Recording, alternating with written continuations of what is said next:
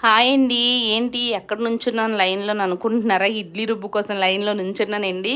ఈ సిటీలోని ఇడ్లీ రుబ్బు సెంటర్‌లొచ్చాక ఇంట్లో జనాలు రుబ్బుకోవడమే మానేశారన్నమాట. ఇంక నాకు కొంచెం బద్ధకంగా అనిపించి శనివారం ఇడ్లీ రుబ్బు కోసం అని చెప్పి ఇంటి దగ్గర నుంచి ఒక 2 కిలోమీటర్ల దూరంగా వచ్చాను. ఇక్కడ ఈ షాప్‌లో అయితే బావుంటదని చెప్పి 2 కేజీలు ఇడ్లీ రుబ్బు అయితే తీసుకున్నానన్నమాట. శనివారం మా అత్తయ్య నైట్ కంపల్సరీగా టిఫినే చేస్తారు. మేము ఏదైనా తినేస్తాం. ఇంకెందుకు అందరి కోసమని తీసేసుకున్నాను. ఇంటికెళ్ళే దారిలో గోదావరి స్వీట్స్ అని చెప్పి ఒక స్వీట్ షాప్ ఉంటుందండి. మా హనీ ఆ షాప్ చూడగానే దానికి వెంటనే గుర్తొచ్చేది పానీపూరి. పానీపూరి తింటాను ఇంక ఏడుస్తుంటే ముగ్గురం వెళ్ళి తినేసామాట. ఒక్కొక్క ప్లేట్ తీసుకొని ముగ్గురం ఎవరు అనుకుంటున్నారా? నేను, జనార్దన్, మా హనీ పాప. హనీ పాపకి కూర్చోబెట్టేసాను. చక్కగా తినిపిస్తే ఒప్పుకోదండి. మళ్ళీ తన చేతితో అదే తింటానంటది. ఇంక మేము కూడా తినేస్తామాట. ఎంతమంది అండి ఇలాగ మాలా కొంచెం బద్ధకంగా అనిపించి బయట ఇడ్లీ రుబ్బు కొనుక్కొని టిఫిన్స్ పెట్టుకుంటారు? కామెంట్ చేయండి. అలాగే వీడియోకి ఒక లైక్ ఇవ్వండి. ఆగండి సబ్స్క్రైబ్ చేసుకుని వెళ్ళండి.